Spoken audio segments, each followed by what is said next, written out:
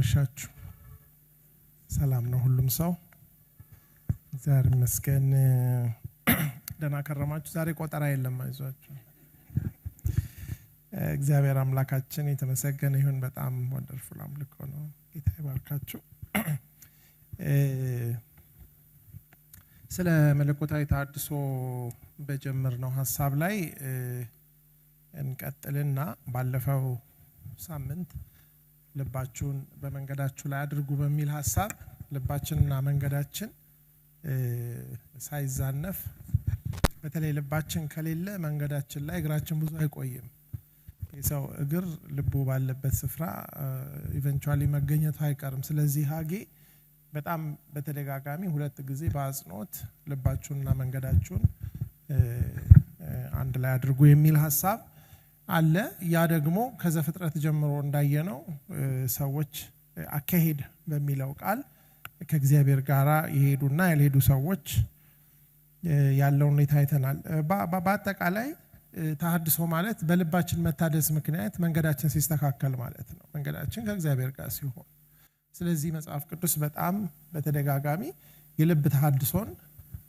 ያስተምራል ምክንያቱም ሰው ከልቡ መታደስና ከልቡ በላይ ህይወቱ ሊሆን አይችልም ስለዚህም በእግዚአብሔር ልጅ ሆይ ልብህን ስጠኝ ሲል እግዚአብሔር ልብን ይፈትናል ልብን ይመረምራል ሲል በልባችን ላይ ትልቅ ነገር አለው ሰይጣንም ግን ለሰዎች ልብ ትልቅ ቦታ አለው ስለ ይሁዳ ሲናገር በልቡ ምን አረገ ይላል ሐሳብን አገባ ይላል ዮሐንስ ወንጌል ላይ ወረድ ብሎ ስታዩ ደግሞ ራሱ ገባበት ይላል ምክንያቱም በልባችን ያለው ሐሳብ ወደ አንዱ ወይንም ወደ ሌላው ይስባል ስለዚህ ሁሉ ጊዜ ልባችን በፈተና ውስጥ የሚኖር መንፈሳዊ ማግኔት ነው ልባችንን ኒውትራል አድርጌ ማንንም አይገባበትም ልንል የምንችለው ነገር አይደለም እግዚአብሔርም የሰውን ልብ ይፈልጋል ሰይጣንም የሰውን ልብ ይፈልጋል አክቹአሊ ሰዎችም የሰውን ልብ ይፈልጋሉ አይደል ዓለምም የሰውን ልብ ምን ታደርጋለች ትፈልጋለች ስለዚህ ልባችንን ወደንም ጠላንም ወይ በፈቃዳችን ለእግዚአብሔር እንሰጠዋለን ወይ በመታለል ወይ በግዳጅ ደግሞ ሌላ ሊወስደው ይችላል የሰው ልብ አንድ እጅ ላይ ብቻ ነው ሴፍ ሆኖ ሊኖር የሚችለው በማእጅ ነው በልባችን ውስጥ እግዚአብሔር ከነገሰ እግዚአብሔር ካለ ያ ለሁለንተናችን ሴፍ ነው ልባችን ግን እግዚአብሔር ለምንድን ነው የሚፈልገው ብለን ስናስብ ለማደሪያነት ነው አይደል እግዚአብሔር በሰው ልብ ምን ያደርጋል ያድራል ልብ በምንልበት ጊዜ ያው ፊዚካል ሃርት ማለታችን ሳይሆን እሱም የራሱ ሚና ቢኖርም በአጠቃላይ ግን ልብ ልቦና የሚለው መጽሐፍ ቅዱስ የሰው ነፍስ ነው በሰው ነፍስ ላይ ትልቅ ጦርነት አለ ነፍስ የሚለው ቃል ነው እንግዲህ ልብ የሚለው ቃል አእምሮአችንን ስሜታችንንና ፈቃዳችንን ጠቅልሎ የያዘ ነፍስ ከሚለው ጋራ የተያያዘ ነው ስለዚህ ሰው ዳግም በሚወለድበት ጊዜ መንፈሱ እንደገና ህያው ይሆናል አይደል የእግዚአብሔርን ቃል አምነን በመንፈስ ቅዱስ አማካኝነት ያ በአዳምና በሔዋን ውድቀት አማካኝነት ፍጥረታዊ ሰው ከመሆናችን የተነሳ መንፈሳዊነታችንን ሉዝ ያደረግነው ነገር እያንዳንዱ ሰው በሚያምንበት ጊዜ ዳግም በሚወለድበት ጊዜ መንፈሱ ያው ሆኖ እንደገና ይፈጠራል ወይም ደግሞ ትንሣኤን ያገኛል ወይም መወለድን ያገኛል ከዛ ግን ደቀ መዝሙርነት የሚለው ህይወት ግን ነፍስን እንደገና ነፍሴን መለሳት እንደሚል ወደ ነፍሳችሁ ጠባቂና አረኛ ምን ሆናችኋል ይላል ተመልሳችኋል እንደሚል እግዚአብሔር መንፈሳችንን ዳግም እንዲወለድ ካረገ በኋላ ነፍሳችንን ለመመለስ ግን ሂደት ነው ለዚህ ነው ደቀ መዝሙርነት ነው የሚባለው ደቀ መዝሙርነት ማለት የሰውን አእምሮ የሰውን ስሜት የሰውን ፈቃድ እግዚአብሔር በቃሉና በመንፈሱ በጸጋው አማካኝነት ምን የሚያደርግበት ሂደት ነው የሚሰራበት ሂደት ነው ይሄ አቋራጭ የለው ለዚህ ነው አንዳንድ ጊዜ ሰዎች ድነው በእግዚአብሔር ቤትም ብዙ ቆይተው ጳውሎስ ለቆሮንቶስ ሰዎች እንደሚላቸው መንፈሳውያን እንደሆናችሁ ልናገራችሁ አልቻልኩም ይላቸዋል ግን ፍጥረታዊ ሰው ግን እንዳልሆኑ ያውቃል ፍጥረታዊ ሰው ናችሁ አላላቸው ለፍጥረታዊ ሰውማ የእግዚአብሔር ነገር ምንድነው ነው የሚላቸው ሞኝነት ነው እናንተ ግን ፍጥረታዊም አይደላችሁ መንፈሳዊም አይደላችሁምና ዳግም ተወልዶ የማያድግ ሶስተኛ ሰው ሆኖ ይቀራል ምንድነው ስጋውያን እንደመሆናችሁ ይላል ለስጋ ያደረ መንፈሱ ዳግም ቢወለድም የነፍሱ እስረኛ ሆኖ የሚኖር ሰው የነፍስ እስረኛ ማለት ምን ማለት ነው የስሜት እስረኛ የሆነ በስሜታዊነት የሚኖር አንዳንድ ሰው ስሜቱ ነው ዶሚናንት ወይ ቁጣው ነው ወይ ኩርፊያው ነው አንዳንድ ሰው የደስታውን ባሪያ ነው ለደስታው ነው የሚኖረው አለ ለፕሌዠር የሚኖሩ ሰዎች አሉ አንዳንድ ጊዜ የኔጌቲቭ ኢሞሽን ብቻ አይደለም አንዳንድ ሰው ደግሞ የፈቃዱ ባሪያ ነው በሁለት መንገድ ያንዳንድ ሰው ፈቃድ እንኳን ለሰው ለእግዚአብሔርም አይገዛም በጣም ስታበርን ጠንካራ ፈቃድ ያላቸው ሰዎች አሉ የሰውን ፈቃድ መግዛት ቀላል እንዳይመስላችሁ ብዙ የሚወራው ስለ አይምሮ ነው እንጂ እንደውም በመንፈሳዊ ህይወት በነፍስ ቋንቋ ደቀ መዝሙርነት ማለት አልቲሜትሊ ፈቃድን ለእግዚአብሔር መስጠት ነው ያንዳንድ ሰው ፈቃድ ደግሞ ጳውሎስ ጢሞቴዎስ ላይ እንደሚናገረው ከመጣው ጋር ሁሉ የሚሄድ ፈቃድ ያለው ሰው አለ ለአንዳንድ ሰው ፈቃድ እግዚአብሔር ደቀ መዝሙርነት ፈቃዱን ማስገዛት ወይም ደግሞ የልብ መሰበር የሚባለው የፈቃዱ ለእግዚአብሔር ፈቃድ ሰረንደር ማድረግ ያንዳንድ ሰው ፈቃድ ግን የመሰበር አይደለም መሰባበሩ ነው ችግሩ ለመጣው ትምህርት ሁሉ አብሮ ይሄዳል አይደለ ኮሽ ባለ ቁጥር ወደዛም ይላል እንደዚህ አይነቱን ፈቃድ ደቀ መዝሙር ማድረግ ከአንዳንድ ጊዜ ግትር ሰው ይሻላል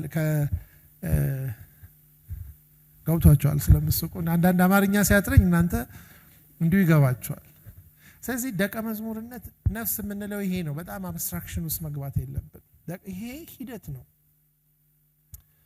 ለዚህ እግዚአብሔር ፕሪስክራይብ ያደረገው አንደኛ በዚህ ቃል ነው የሚሰራው ደቀ መዝሙርነት ለዚህ ነው ያዕቆብ በመልእክቱ ላይ በእውነት ቃል አስቦ ምን አደረገን ይላል ወለደን ብሎ መቆም አይደለም የሚለው ነፍሳችሁን ማዳን የሚችለውን ቅዱስን ቃል በምን ይላል በየዋህነት ምን አድርጉ ይላል ተቀበሉ ይላል አያችሁ አሁን እነዚህ ነፍሳችሁን ማዳን የሚችለውን ማለት እኮ አልዳናችሁ ማለቱ አይደለም ኦሬዲ ተወልዳችኋል ግን ደግሞ በመንፈስ ከተወለዳችሁ በኋላ ነፍሳችሁ ደግሞ ምን ማለት አለባት መዳን አለባት ከምን ከስጋ ባርነት ከምን ከዓለም ባርነት የሰው ነፍስ በጣም ብዙ ፈተና ያለባት ነገር ናት ቅድም እንዳልኳችሁ ስለ ተሐድሶ በመናወራበት ጊዜ ስለ አክቲቪቲው አይደለም እናወራው እያንዳንዱን ነፍስ እግዚአብሔር ልክ መንፈሳችንን ባዳነበት ጸጋ ምንድነው መዳናችሁን በምን ፈጽሙ ይላል በመንቀጥቀጥ ፈጽሙ ይላል እንዴ መዳናችንን መፈጸም ማለት እኮ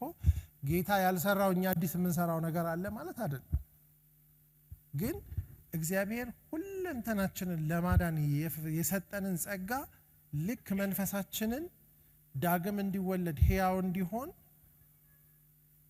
እንዳመንን በማመናችንም ቃሉን ሰምተን ታዘን አንድ ጊዜ ሞኝ ሆነን አይደል እያንዳንዱ ሰው ለመዳን ቢያንስ አንዴ ሞኝ መሆን አለበት ለምን ነው ሰው ሞኝ የሚሆነው የእግዚአብሔር ሞኝነት ከሰው ጥበብ ምን ስለሚያደርግ ስለሚጠበብ አንድ ጊዜ ደካማ መሆን አለበት እያንዳንዱ ሰው መዳን ከፈለገ ለምን የእግዚአብሔር ድካም ከሰው ብርታት ምን ስለሚያደርግ ይበረታል ይላል የእግዚአብሔር ቃል እኮ ግን ያ ለመንፈሳችን ደህንነት የተጠቀምንበት እምነት ነፍሳችንንም ያድናል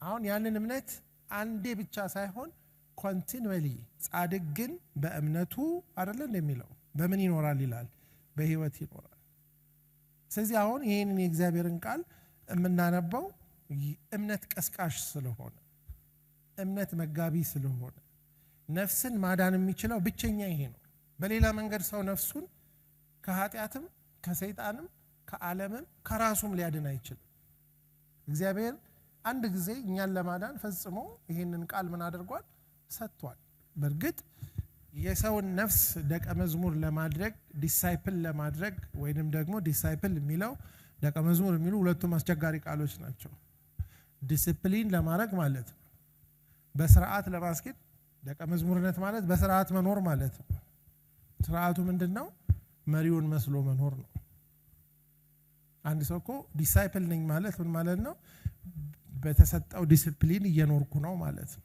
ዲሲፕሊን ደግሞ በወረትም አይመጣም በክስተትም ደግሞ ድንገት እንደ ጸጋ ስጦታ ዲሲፕሊን ሰው ላይ አይወድቅም ዲሲፕሊን ፔንፉል ነው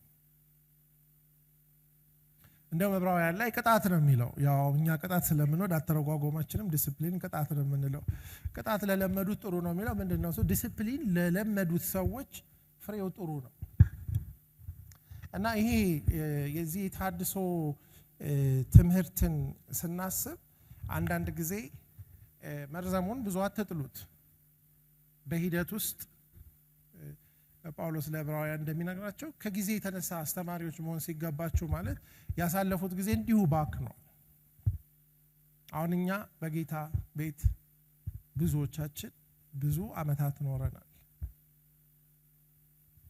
አይደል በጣም ሲሪየስ ሆነን ያደግንባቸው ሲዝኖች ነበሩ እነዛ ሲዝኖች ጸጋውን ስለተቀበልን ለጸጋው ስለተገዛን አይደል means of grace የሚባሉት የጸጋ መንገዶች ምንላቸው ቃሉን ጸሎትን ህብረትን አይደል እንዴ አገልግሎትን እግዚአብሔር የሰጠን ኃላፊነት ሲሪየስሊ በወሰድንበት ጊዜ ሁሉ ህይወታችን ምን ያረጋል ፍሎሪሽ ያረጋል ያድጋል እልፍ ይላል በነፍሳችን ላይ ያለውን ለውጥ እኛ ብቻ ሳይሆን ሰዎችም ደግሞ በጣም ብዙ የባከኑ ጊዜዎች አሉ አይደል ስጋችን አድጎ ያረጀ ያያየነው ነፍሳችን ግን ምንም እዛው ፈቃቀሳትል ያለችበት ጊዜ አለ ስለዚህ ዛፍ ለመትከል ከሁሉም የተሻለው ጊዜ የዛሬ 20 አመት ነበር ይባላል ለምን ዛሬ ዛፍ ስለሚሆን ሁለተኛው የተሻለው ጊዜ ደግሞ መቼ ነው ዛሬ ነው ይላሉ ምክንያቱም በመሃል ያለው የባከነ ጊዜ ስለዚህ አሁንኛ እግዚአብሔር ይሄንን እድል ስለሰጠን ለመታደስ ይሄ ሁሉ ጋራጅ ነው እዚሁ ውስጥ ሰው ገብቶ ቢታደስለት እግዚአብሔር ደስ ይለዋል የሚታደሰው ስለሌለ አይደለም ሰው የጠፋው ዲሲፕሊን ፔንፉል ስለሆነ ነው እውነት ነው አይደለም እውነት ነው አንድ ለምሳሌ በጣም ኃይለኛ ሚራክል የሚያደርግ ወይም ደግሞ ታምር የሚያሳይ ሰው ወይም ፈውስ የሚያደርግ ሰው ቢመጣ ሰዎች በቀላሉ ምን ያደርጋሉ ይሄን ቤት በጣም ባጭር ጊዜ ግቢውም ላይ በቃ ይችላል ግን እንደዛ አይነት ነገሮች necessarily ነፍሳችን ላይ ብዙ ለውጥ አያመጡ ግን ደግሞ እኛ ደግሞ ዲሲፕሊንድ ሆነን በጸጋው ውስጥ ካደግን እነዛ ነገሮች ደግሞ በመካከላችን መገለጣቸው ናቹራል ነው እነሱ አስፈልጉም ሳይሆን ኮዝ አይደሉም ኢፌክት ናቸው ፍሬ ናቸው እንጂ ዘር አይደሉም ሰው በእግዚአብሔር ፊት ዲሲፕሊንድ ሆኖ ለመንፈስ ቅዱስ እና ለቃሉ አድሮ ያ እየሰራው ሲሄድ የጸጋ ስጦታዎች በመካከላችን በማይከለከልና በማይደበቅ መንገድ ይሰራል ግን ያ እንዲሆን ሁሉ ጊዜም ዋጋ የሚከፍሉ ሰዎች አሉ የትም ቦታ እነዚህ ነገሮች ጄኑዊንሊ የሚሰሩበት ቦታ ብትሄዱ ማንንም ለመክፈል ፈቃደኛ ያልሆነውን ዋጋ የከፈሉ ሰዎች አሉ በነፍሳቸው የተወራረዱ ሰዎች አሉ always መድረክ ላይ ወጥተው አንዳንድ ሰዎችን ስታዩ እንደምታዩት አይደለም እያንዳንዱ እግዚአብሔር ጄኑዊንሊ የሚያልፍበት ሰውና አገልግሎት ዋጋ የከፈለበት ሰው አለ አሁን እግዚአብሔር ኢንቫይት የሚያደርገን ለዛ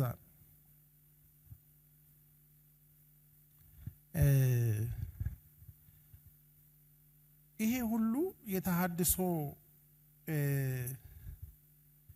ግራንድ የሆነው ወይም ደግሞ ኮር የሆነው ዓላማ ምንድነው እሱ እግዚአብሔር ታድሶ በሉት መነቃቃት በሉት በሁሉም ነገር ውስጥ እግዚአብሔር ከሰው ጋር ምንድነው የሚፈልገው ከሰው እግዚአብሔር ምንድነው ከኛ ጋር የሚፈልገው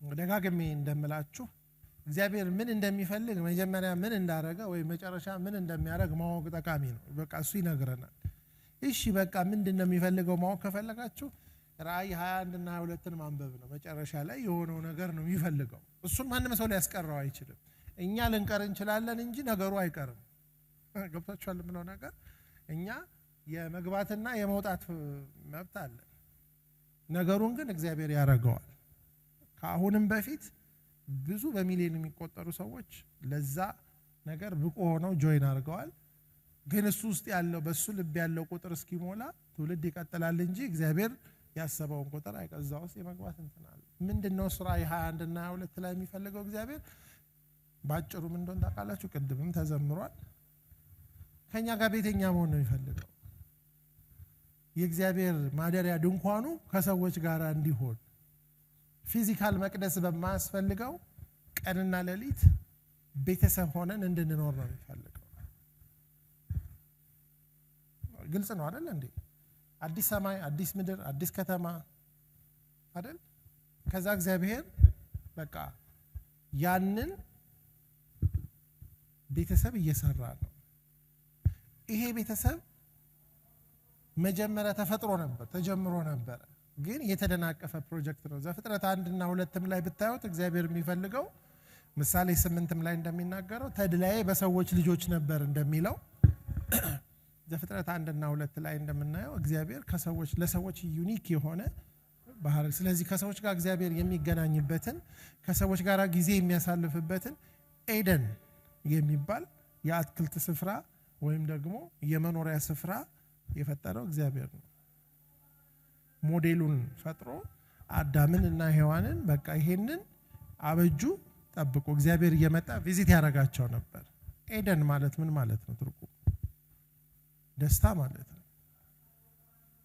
እንደውም 1886 ትርጉም ኤደን አይለውም የተድላ አትክልት ነው የሚለው የተድላ የአትክልት ስፍራ እግዚአብሔር ኤደን ማለት በቃ ሰዎች ደስተኛ ሆነው የሚኖሩበት በቃ ይሄ ልክ ራእይ 21 እና 2 ላይ ያለው ፉል ስኮፕ ነው ገና ዘፍጥረት ላይ የእግዚአብሔር ዓላማው ሙሉ ለሙሉ ከመታየቱ በፊት ነው የተጨናገፈው ግን እግዚአብሔር ሰይጣን ያንን ቢያጨናግፍም እግዚአብሔር ግን ዓላማውን ይፈጽማል አሁን ይሄ በጣም ኢምፖርታንት ነገር ነው ክርስትናችንን ሚኒንግ የሚሰጠው ነገር የእግዚአብሔርን አልቲሜት ኢንቴንሽን ስንረዳ ነው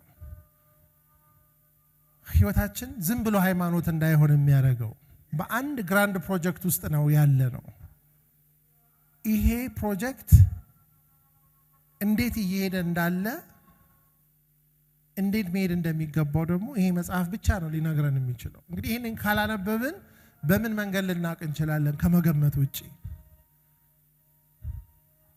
አሁን እኔ ለእናንተ የሰጠኋችሁ 17 መጽሐፍቶች በዚህ ፕሮጀክት ውስጥ አንድ ግሊምስ ወይም አንድ ሞዴል ነው የሚያሳየው በጣም ኮምፕሬሄንሲቭ የሆነ ሞዴል ነው ግን እሱ ሞዴል አንደርስታንድ የምናደርገው የእግዚአብሔርን ፉል የሆነውን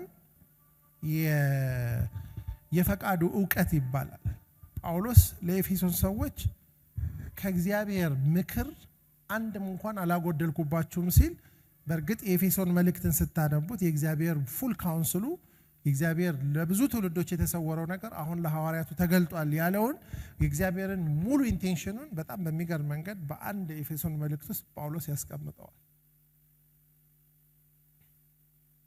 ስለዚህ ክርስትናችን ከመረዳት መምጣት አለበት የመረዳት ባለጠግነት ይለዋል ጳውሎስ ዘፍጥረት 1 እና 2 ላይ ያ ነገር ከሆነ በኋላ ዘፍጥረት 3 ላይ የሆነው ነገር ሰዎች ከዛ ከእግዚአብሔር ጋር ከሚኖሩበት ላይፍ ስታይል ወይም ደግሞ የኑሮ አሬንጅመንት ተባረሩ እውነት ነው ተባረሩ ውጡ ተብለው ተመልሰውም እንዳይመጡ ኪሩቤ ምንድነው የምትገለባበት ሰይፍ ተቀመጠ ነገር ግን እግዚአብሔር አልተዋቸውም ነበር አይደል ቃየን ወንድሙን ሲገድል ኃጢአት ሲሰራ ይመለከት ነበር የአቤልን መስዋዕት ተመልክቶ ነበር ስቲል ፌሎሺፕ ያደርግ ነበር እግዚአብሔር አይደል እንዴ ነበርኩ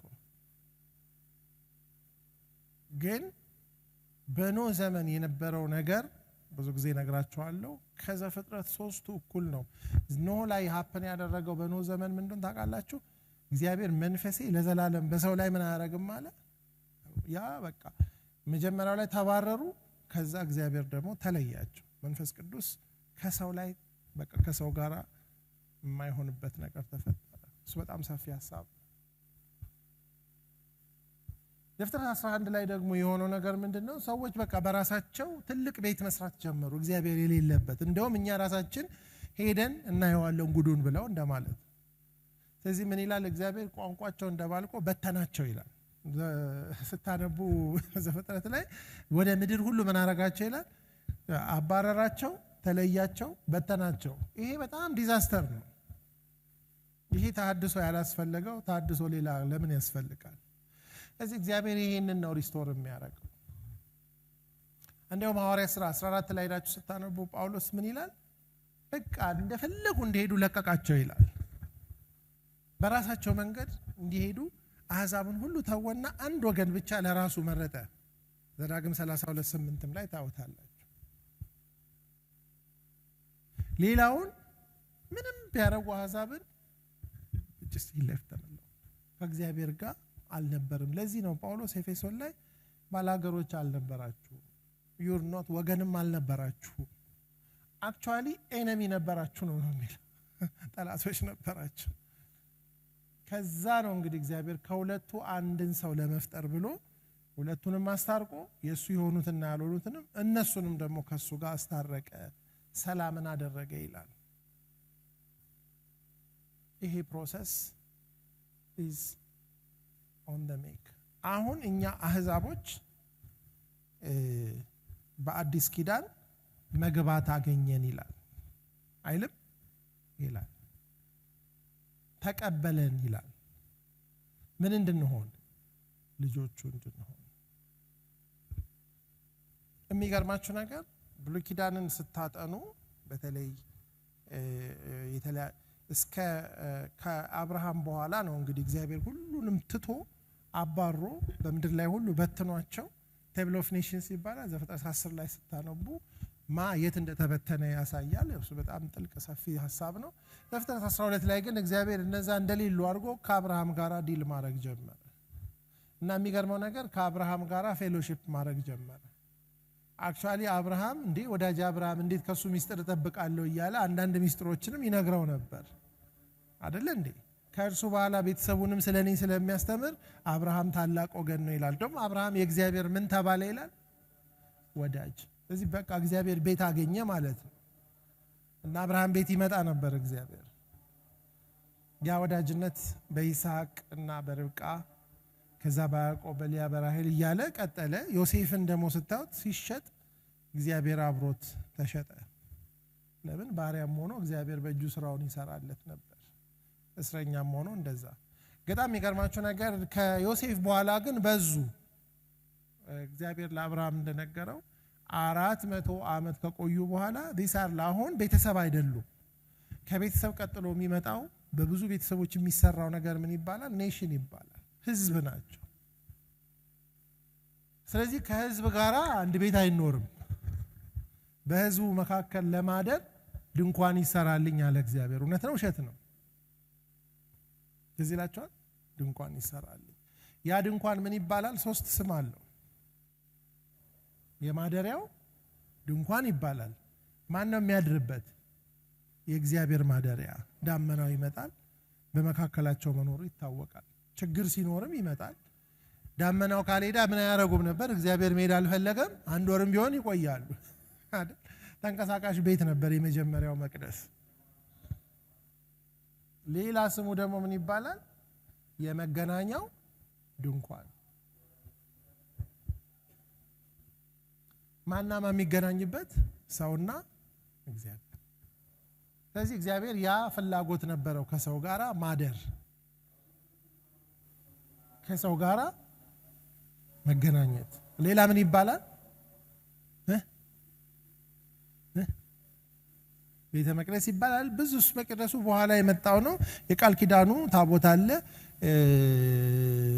የማደሪያ ድንኳን የመገናኛው ድንኳንና የቃል ኪዳኑ ድንኳን አንድ ሌላ ስም አለው እና ይሄ እግዚአብሔር በመጀመሪያ ያሰራው ነገር ዝም ብሎ ራንደም ላይ አልተሰራም ሙሴን ለ40 ቀንና ሌሊት ጋብዞት አይደል አሳይቶት ሰማያዊ ምሳሌ አለ ያቺ ድንኳን ራእይም ላይ እንደመለከታለን የመገናኛው ድንኳን አይደል እንዴ ታየ ይላል እኮ እና ለሙሴ ያለው ምንድነው እሱ እዚህ ባየኸው ሞዴል እንድትሰራ ተጠንቀቅ ከዛ እግዚአብሔር the whole nation mobilized ሆኖ ነው ያንን ቤት የሰራው actually ለዛ ቤት ስራ በጣም ብዙ ነገር አዋተው በቃ ተብለው ነው ያቆሙት።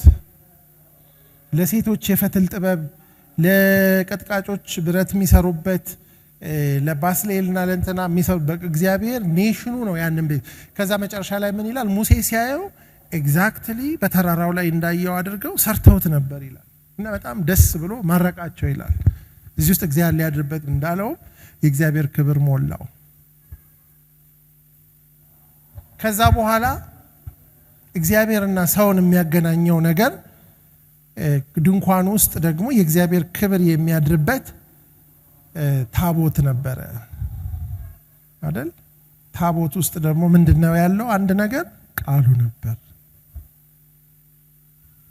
ቃሉ ሴንትራል ነበር። ክብሩም ያለው ቃሉ ላይ ነው። 10ቱ ትእዛዛት የተጻፉበት በእግዚአብሔር እጅ የተጻፈ በድንጋይ ላይ እግዚአብሔር በሰራው ላይ ኦፍ ኮርስ እግዚአብሔር ለነሱ ቃል ሲያዘጋጅ እነሱ ጥጃ ሰርተው ከግብጽ ያወጣይ ነው ብለው ያው እንደምታውቁት ብዙ ነገር ሀፕን አድርጎ ሙሴ ያንን ሰብሮ እግዚአብሔር እንደገና ቢልክላቸው የላከላቸው ያንን ቃል ነው። ሌላ ነገር አላከላቸው፣ ጥጃ አላከላቸው። ይሄ ቃል ለእናንተ ዝም ብሎ ነገር አይደለም። ምናችሁ ነው አላቸው? ህይወታችሁ ነው። እንዲያውም ሕዝቅኤል ምን ይላል? ሰሞኑን አንባችሁ ከሆነ ቢያደርጉት ኖሮ በህይወት የሚኖሩበትን ቃል ችላስ አሉ ይላል። ሲደረግ በህይወት የሚያኖር ቃል ነው። ይሄ this is የህይወት ቃል ነው የሚባለው አይደል? የምን ቃል ነው? አክቹአሊ ምግብ ነው። ኤርሚያስ ምን ይላል? አቤቱ የሰራዊት ጌታ እግዚአብሔር ሆይ ቃልህ ምን ሆኗል ይላል? ተገኝቷል። እኔ ምን አረጋዋለሁ? ስለዚህ ቃልህ ምን ሆነኝ ይላል? ሐሴትና የልብ ደስታ ሆነ። በልቼዋለሁ ነው የሚለው። ለሕዝቅኤል እቺን መጽሐፍ ብላል ተባለ፣ በልቷል። ግን የሚገርማችሁ ነገር እግዚአብሔር ከነሱ ጋር አድሮ እስከ ኢያሱ ዘመን ድረስ በጣም ጥሩ ነበር። መሳፍንት ላይ ተውት፣ የት እንዳለም አይታወቅም። ብዙ ነገር ብዙ በጣም ብዙ 400 ዓመት ተረሳ። እንደውም በኤሊ ዘመን ተማረከ። ያው ብዙ ነገሮች ሀፕን አደረጉን የምታውቁት ነው። እና የገቡበት ዳርክነስ በጣም ጨለማ ነበር።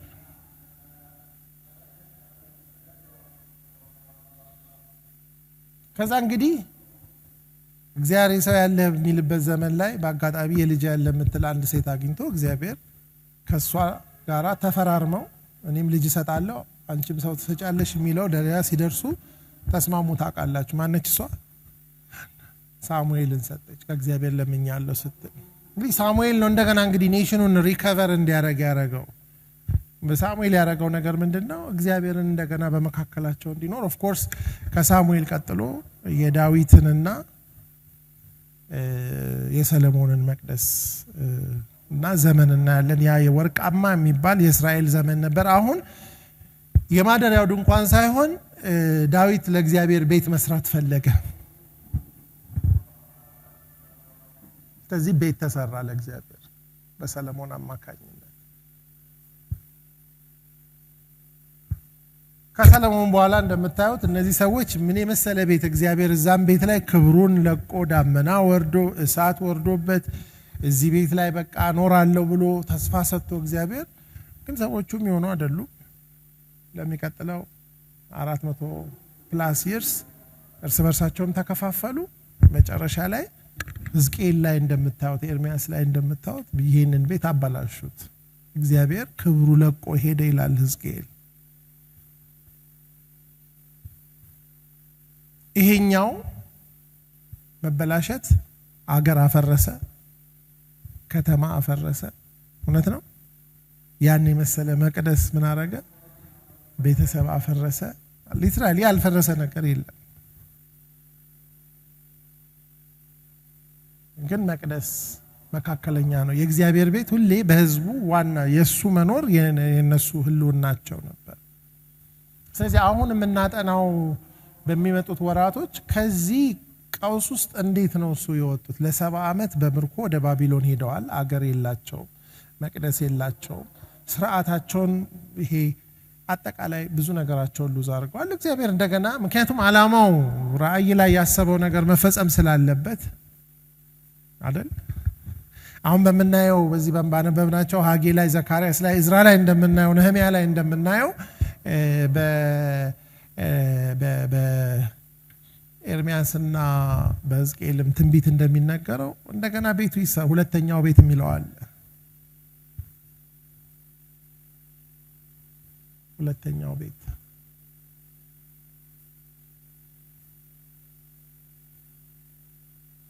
ስለዚህ አሁን እኛ ስለ ተሐድሶ ስናወራ የእግዚአብሔርን ቤት ስለማደስ ከእግዚአብሔር ጋር ያለንን ፌሎሺፕ ህይወት ግንኙነት ከእርሱ ጋር ያለንን አረማመድ ነው የምናድሰው እሱም በመናደስበት ጊዜ እግዚአብሔር ለእያንዳንዳችን የተለያዩ ነገሮችን በህይወታችን ውስጥ በማምጣት ያ ተሐድሶ ይሆናል እንግዲህ ሁለተኛው ቤትም ተሰርቷል የሁለተኛው ቤት ክብር ከመጀመሪያው ቤት ክብር ምን ያረጋል ይላል ይበልጣል ይላል የሚበልጥበት ምክንያት በእርግጥ የሰለሞንን መቅደስ ጫፉ ላይ አይደርስም ሁለተኛው ቤት አክቹአሊ ዕዝራ ላይ ስታነቡ ሰው ያለቅስ ነበር አንዳንዱ ደግሞ ወጣቱ ደግሞ ይደሰት ነበር ወጣቱ ቤት አይቶ ስለማያውቅ እግዚአብሔር ቤት በመሰራቱ ደስተኛ ነበር የሰለሞንን ቤት ያዩ ሰዎች ግን ቤቱን አይተው ይያያሉ ምን ያውን ቤት ሊሆን ነው ግን ብላላቸው ሐጌ የዚህኛው ቤት ክብር ከመጀመሪያው ቤት ክብር ምን ያረጋል አለ ለምን በመጀመሪያው ቤት ውስጥ የጸለየው ሰለሞን ነው በሁለተኛው ቤት ግን የሚገለጠው ማን ነው ክርስቶስ ነው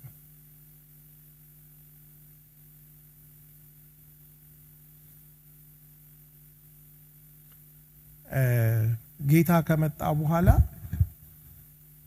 ቤት የሚባለው ነገር ቀረ እንዴ የእግዚአብሔር ቤት የሚባል ነገር አሁን አለ በአዲስ ኪዳን ነው የለም የት ነው የእግዚአብሔር ቤት ምንድነው የእግዚአብሔር ቤት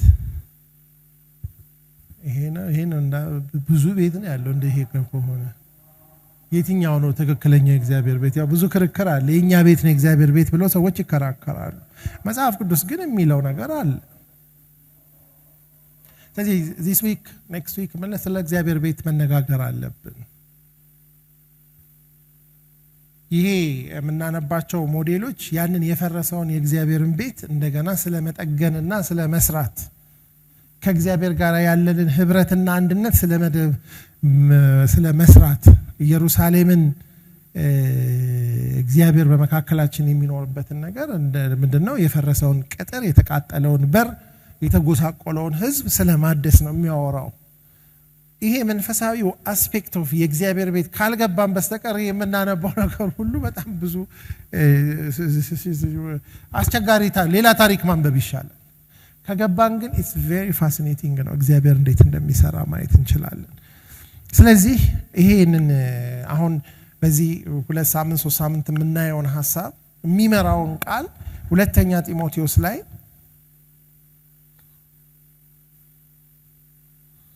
ማነው አንደኛ ጢሞቴዎስ ምዕራፍ 3 ቁጥር 14 እስከ 16 ያለውን እናነባለን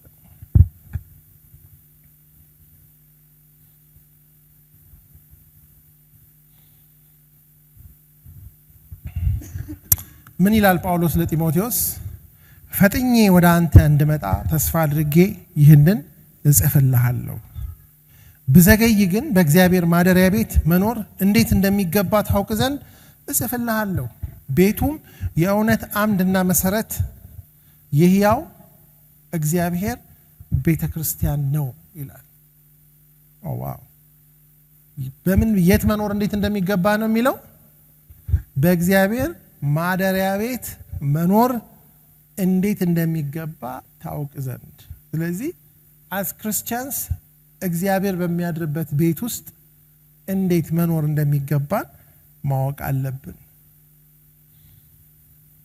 መጥቼ ብዙ ነግርሃለሁ ግን እስከዛም መቆየት ስለማይቻል ምን አረግልሃለሁ ይለዋል እጽፍልሃለሁ ይሄ ቤት ደግሞ ምንድነው ይላል የሕያው እግዚአብሔር ቤተክርስቲያን ነው ስለዚህ ቤተክርስቲያን የሚለው ኮንሰፕቱ ሐሳቡ የእግዚአብሔር ማደሪያ ቤት ነው ስለዚህ እግዚአብሔር የሚያድርበት ቤት እግዚአብሔርን ማከል መምሰል አለበት አሁን ለምሳሌ ሁሉም ቤት በአንድ ሰው ተሰርቷል ይላል ዕብራውያን ላይ የሁላችንም ቤት ቢታይ ማንን ይመስላል እኛን ነው የሚመስለው እና እኛን ነው የሚያክለው።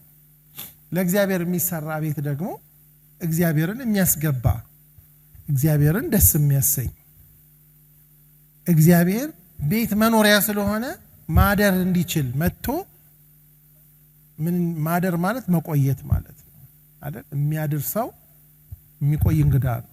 አክቹአሊ የቤተሰቡ አካል የእግዚአብሔር ማደሪያ ቤት ስንል ባለቤቱም እሱ ነው ወደ ማለት ነው። እንደውም በኋላ ላይ ሲናገር ምን ይላል?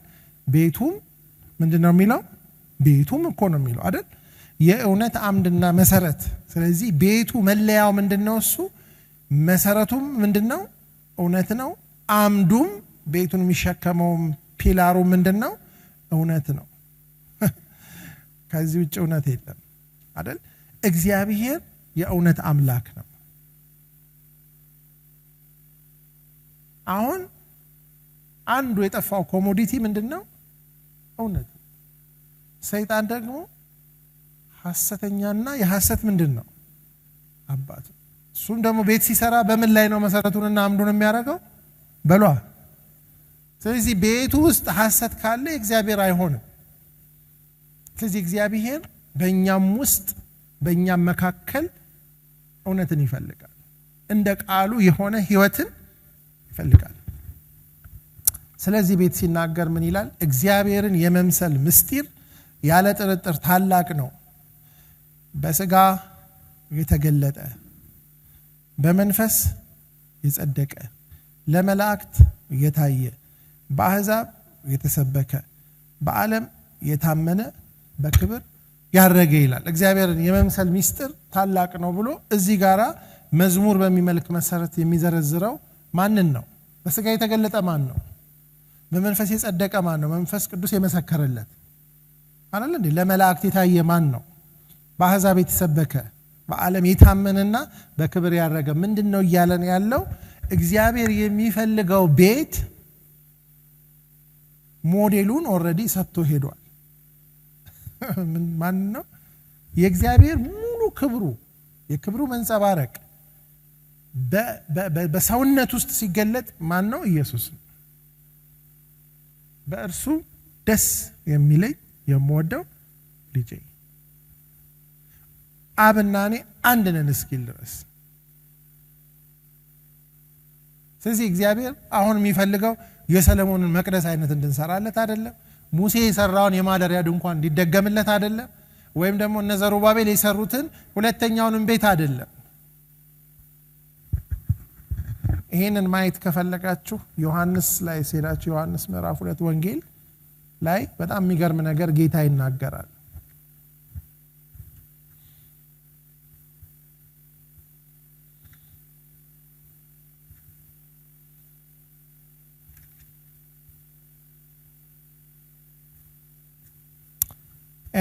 ከ13 ጀምሮ ላንብብላችሁ ወይም እናንብብ። የአይሁድ ፋሲካም ቀርቦ ነበር። ኢየሱስም ወደ ኢየሩሳሌም ወጣ ካለ በኋላ በመቅደስም በሬዎችንና በጎችን እርግቦችንም የሚሸጡትን ገንዘብ ለዋጮችንም ተቀምጠው አገኘ። በየት ነው ያገኛቸው?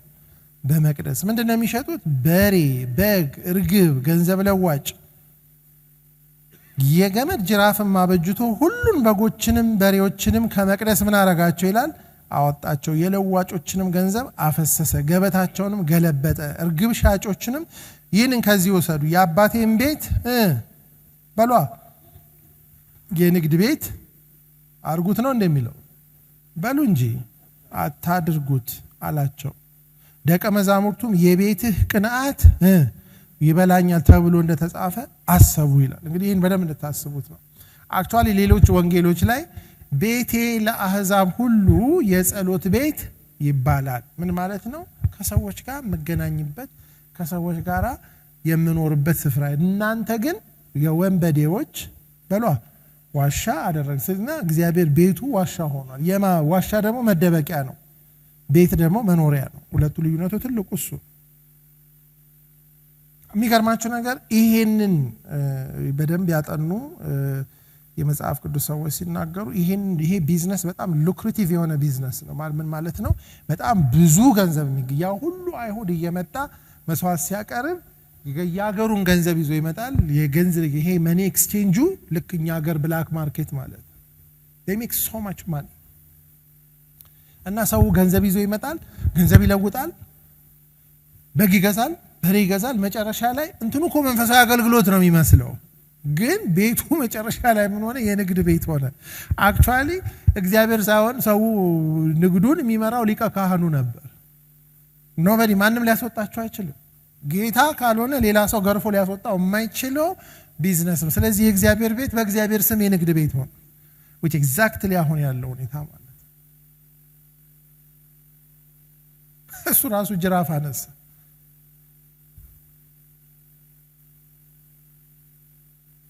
እና የሚገርመው ነገር ምን ይላል አይሁድ መልሰው ይሄንን ስለምታደርግ ምን ምልክት ታሳየናለህ ሲሉት ኢየሱስ ክርስቶስ የተናገረው ነገር እንድታዩት ነው ፈልገው ምን ይላል ይሄን ቤተ መቅደስ አፍርሱት በ3 ቀንም አነሳዋለሁ አላቸው ስለዚህ አይሁድ ይሄ ቤተ መቅደስ ከ46 ዓመት ጀምሮ ይሰራ ነበር አንተ በ3 ቀን ታስነሳዋለህን አሉት ይላል 46 ማለት እነ ዘሩባቤል ከሰሩ በኋላ በጣም በተደጋጋሚ ያ ቤት ይታደስ ነበር ግን አልቲሜትሊ ሄሮድስ በጣም ግሎሪየስ አድርጎ በጣም በሚገርም ሁኔታ ደቀ መዛሙርት ውስጥ ተመልከተው የን መቅደስ ለጌታ እስኪሉት ድረስ ድንጋይ በድንጋይ ላይ ሳይፈርስ ያላቸው ያ መቅደስ ሄሮድስ አይሁዳዊ ስላልሆነ ኤዶማዊ ስለሆነ የአይሁዶችን ልብ ለማስኮብለል ምክንያቱም መቅደስ በጣም ስለሚወዱ የሚገርም አርጎ ሰርቶላቸው ነበር እና አፍርሱት በ3 ቀን እነሳለሁ ይሄንን መቅደስ የሚለውን በደም ይሄንን ቤቱን ምን አርጉት ይላቸዋል አፍርሱት ይሄ ግድም እኮ ጅራፍ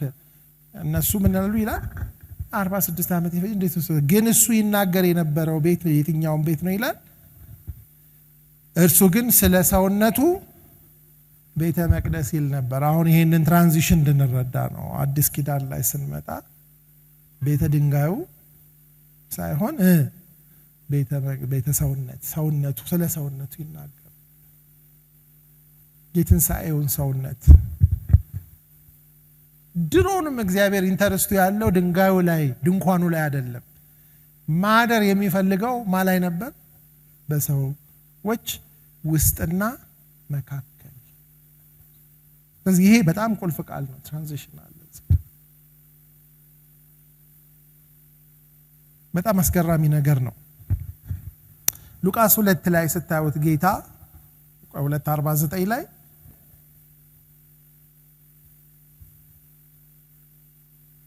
አክቹአሊ ከ41 ጀምሮ ስታዩት ወላጆቹ በየአመቱ በፋሲካ በዓል ወደ ኢየሩሳሌም ይወጡ ነበር የ12 ዓመትም ልጅ በሆነ ጊዜ እንደ በዓሉ ስርዓት ወደ ኢየሩሳሌም ወጡ ቀኖቹን ከተፈጸሙ በኋላ ሲመለሱ ብላቴናው ኢየሱስ በኢየሩሳሌም ቀርቶ ነበር ዮሴፍና እናቱም አላወቁም ነበር ከመንገደኞቹ ጋር የነበረ ስለመሰላቸው የአንድ ቀን መንገድ ከዘመዶቻቸው ከሚያውቃቸውም ዘንድ ፈለጉት ባጡትም ጊዜ እየፈለጉት ወደ ኢየሩሳሌም ተመለሱ ከ3 ቀንም በኋላ በመምህራን መካከል ተቀምጦ ሲሰማቸው ሲጠይቃቸው የታገኙት ይላል በመቅደስ አገኙት የሰሙት ሙሉ በማስተዋሉና በመልሱ ተገረሙ ባዩትም ጊዜ ተገረሙ እናቱም ልጄ ሆይ ለምን እንደዚህ አደረክብን እነሆ አባትህና እኔ እየተጨነቅን ስንፈልግህ ነበር አለችው እርሱ ስለምን ፈለጋችሁኝ በአባቴ ቤት ሆን ዘንድ እንዲገባኝ አታላወቃችሁምን አላቸው እነርሱም የተናገራቸውን ነገር አላስተዋሉም ከነርሱ ጋር ወርዶ ወደ ናዝሬት መጣ ይታዘዝላቸውም ነበር ያለ ቀጥላ በጣም አስገራሚው ነገር በአባቴ ቤት ሆን ዘንድ ማለት እነሱ በየአመቱ እንደሚደረገው ለሥርዓቱ ሁሉም አይሁዳዊ ሆነ ከእግዚአብሔር ጋር መተያየት አለበት በአመት አንድ ጊዜ ይሄዳሉ እሱ ግን የአባቱን ቤት የሚያይበት እይታ እንደ መኖሪያ ነው እንዴ ለምን ተጨነቃችሁ ለምን ፈለጋችሁ ለምን ሌላ ቦታ ሄዳችሁ ከፈለጋችሁ የት ነው የምታገኙኝ አባቴ ቤት ቼክ ሳታረጉ ሌላ ቦታ እና በፍጹም ሊያስተውሉት አልቻሉም አሁን ይሄ ነው እንግዲህ ያስቀናው ጅራፍ ያስነሳው በዚህ ከልጅነቱ ጀምሮ ይሄን ቤት የሚያየው እንደማ ቤት ነው እንደ አባቱ ቤት ነው ብዙ ሰው እኮ የእግዚአብሔርን ቤት እንደ አባቱ ቤት አይ ብዙዎቻችን እኮ እንደ ራሳችን ቤት ብናየው የእግዚአብሔርን ቤት እኮ ብዙ ነገር ማድረግ እንችላለን በሏ እንችላለን ከነሱ የሚለየው ለአመት በዓል የሚመጣበት ቤት አይደለም ይሄ ከሌላ ቦታ ከሌለ እዛ ነው ያለውና ለዚህ ቤት ያለው በቤት ቅናት ይበላኛል የሚለው ሐሳብ ቤቱ ያባቴ ነው ብሎ ስለሚያስብ ግን አሁን እዚህ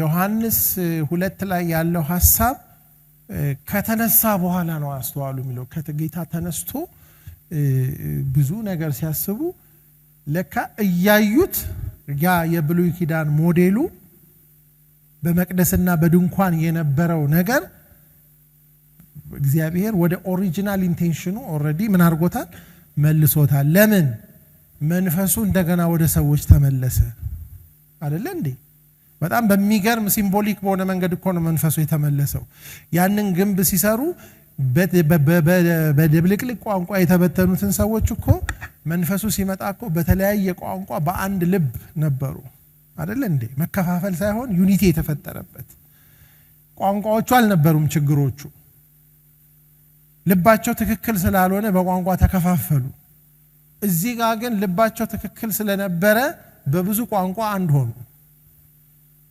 ገብቶቻል ማለት ነገር ጥያቄ ያለው ልባቸው ጋር ነው እንጂ ቋንቋዎቹ ጋር አይደለም ይሄ በጣም ትልቅ ኢምፕሊኬሽን ያለው ነገር ነው መንፈስ ቅዱስ ሲወርድ የእግዚአብሔር መንፈስ በመካከላቸው በእያንዳንዳቸው ላይ ሲወርድ በብዙ ቋንቋ እናገራቸው ግን የልብ መከፋፈል አልነበረም የልብ መከፋፈል ብቻ የለም ሳይሆን ልባቸውን ከእግዚአብሔር ጋር የሰመረ ነበር ያንን የባቢሎንን ግንብ እንደሰሩት ሳይሆን እነዚህ የሚሰሩት ግን የእግዚአብሔርን ማደሪያ ቤተክርስቲያን ነው የዛለታ መንፈስ ቅዱስ የወረደለታ ቤት ተሰራ ቤተክርስቲያን ተወለደች ጳውሎስ ለጢሞቴዎስ የእግዚአብሔር ማደሪያ ቤት ያላት ቤተክርስቲያን ምን ሆነች በሏ ተወለደች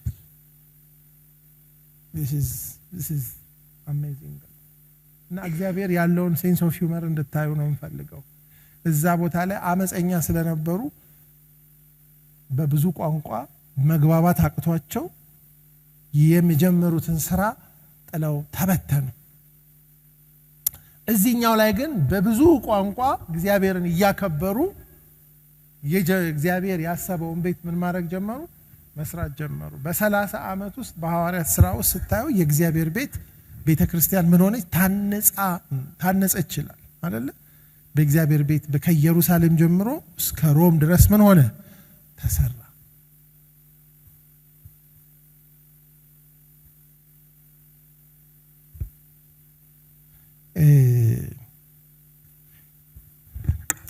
ለሪፈረንስ እንዲሆናችሁ ማቴዎስ 21:13 ላይ ቤቴ የጸሎት ቤት ትባላለች እናንተ የወንበዴዎች ዋሻ ያደረጋችሁት የሚለው እዛ ጋር ነው ያለው የጸሎት ቤት ትባላለች የሚለው ኢሳይያስ 56 ቁጥር 7 ላይ ነው ያለው ቤቴ ለአህዛብ ሁሉ የጸሎት ቤት ትባላለች ያችን ቃል ጌታ የጠቀሰበት ምክንያት ምንድነው የአህዛብ ኳርተር የሚባላል እስራኤሎችን እግዚአብሔር አንዱ የጠራቸው ዮናስ እንቢ ያለውን እንደ ሲምቦል ልትወስዱ ትችላላችሁ ለአህዛብ ሁሉ ምስክር እንዲሆኑለት ነው አህዛቦች እግዚአብሔርን ቢፈልጉ አይከለከሉ አህዛቦች የሚጸልዩበትን ቦታውን ምን አረጉት መነገጃ አረጉት ስለዚህ አህዛቦች መተው መጸለያ ቦታ የላቸው ቤቴ ለአህዛብ ሁሉ የጸሎት ቦታ ትባላለች እናንተ ግን ምን አረጋችሁት ይላል የወንበዴዎች ዋሻ አደረጋችሁት የወንበዴዎች ዋሻ አደረጋችሁት የሚለው ደግሞ ኤርሚያስ 7:11 ላይ ነው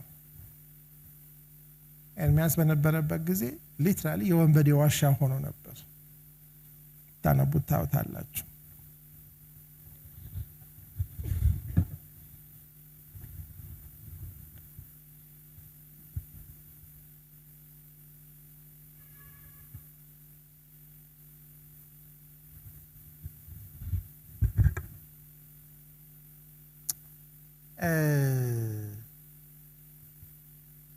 የእግዚአብሔር ቤት የሚለው ሐሳብ የሚለው ቃል መጽሐፍ ቅዱስ ላይ ለመጀመሪያ ጊዜ መቼ እንደተባለ ታውቃላችሁ የእግዚአብሔር ቤት የሚለው ሐሳብ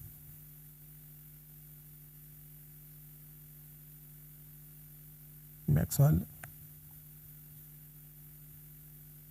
ዘፍጥረት 28 ላይ ነው በጣም አስገራሚ ቃል ነው ያ ቃል ዘፍጥረት 28 ላይ ያለው ሐሳብ የእግዚአብሔር ቤት የሚለው ሐሳብ ዘፍጥረት 28 ላይ ታሪኩ እንደምታውቁት የሁለት ወንድማማቾች ወግ ነው። ከአብርሃም የመጣው በረከት ያለ ብዙ ችግር እና ያለ ብዙ ግርግር ወደ ይስሐቅ ነው የተላለፈው። ከይስሐቅ የነበረው በረከት ግን ብዙ ጠብ ነበረበት። የብኩርና ጠብ እና የበረከት ጠብ ነበረበት። ያው ያዕቆብ ሁለቱንም ታናሽ ቢሆንም የበርዝራይቱ ያዕቆብ ቢሆንም ያዕቆብ ግን አንዱን በወጥ አንዱን በእናትየው ድጋፍ በተሰሩ ፕሮጀክቶች ከኤሳው ላይ ወስዶበት ነበር። ምክንያቱም ያዕቆብ የዚህን በረከት ሲግኒፊካንስ በጣም ተረድቶት ነበር። ኤሳው ግን እንደቀላል ነገር ተመለከተው ይላል። ብኩርና ምን ያደርግልኛል እኔ በራብ ልሞት ነው ብሎ በአንድ ምሳ ሸጠው። በረከቱንም በዛው መሰረት ሁለቱም በወጥ ነው እና ተጠንቀቁ ወጥ ስትበሉ። ግን የሚገርመው ነገር ያ ነገር ቤተሰብ ውስጥ ትልቅ ጠብ ፈጠረ። ያ ኤሳው ነገሩ በጣም ጎዳው። ስለዚህ ያዕቆብን እገላለሁ ብሎ ሲነሳ እናትና አባት ልጆቻችንን ከምናጣ ያዕቆብም ወደ እናቱ ወንድም ቤት እንዲሄድ ወስነው ያንን መንገድ ያደረገ የተፈጠረ ታሪክ ነው። ቁጥር 10 ላይ ያዕቆብ ከቤርሳቤህ ወጥቶ ወደ ካራን ሄደ፣ ወደ አንድ ስፍራም ደረሰ። ፀሐይም ጠልቃ ነበርና ከዚያ አደረ። በዚያም ስፍራ ድንጋይ ያነሳ፣ ከራሱም በታች ተንተርሶ በዛ ስፍራ ተኛ። የሚለውን ስታነቡ እዚህ አካባቢ ቤት አለ የለም በሏ? የለም። እንኳን ቤት ትራስ የለም። በጣም ስም የሌለው ቦታ ነው። ምን እንደሆነ አንድ ቦታ ደረሰ ነው። በኋላ እሱ ነው ስም የሚያወጣለት። የዚህ ቦታ ስም ማን ይሆናል? ቤቴል ምን ማለት ነው? በዕብራይስጥና በአማርኛ ቤት ነው። ቤት እውነቴን ነው ቤት ነው ይላሉ ዕብራይስጥና እንኳን አልችልም፣ ግን ቤት ነው። ቤት ኤል እግዚአብሔር ነው፣ የእግዚአብሔር ቤት አለው። ግን ምንም ቤት የለም እዚህ ቦታ ላይ። ይሄ በጣም ፎርካስተር ነው። እዚህ ቦታ ላይ ስናይ ምንድን ነው የሚለው? ህልም አለመ ይላል።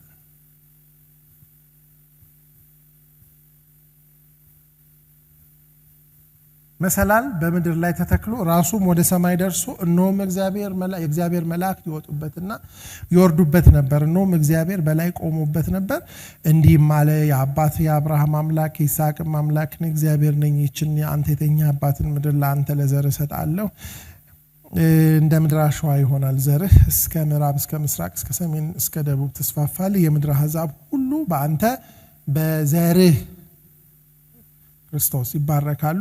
እነሆም እኔ ካንተ ጋር ነኝ፣ በምትሄድበት መንገድ ሁሉ እጠብቅሃለሁ፣ ወደዚህ ምድር እመልስሃለሁ፣ የነገርኩህንም እስካደርግልህ ድረስ አልተውህምና።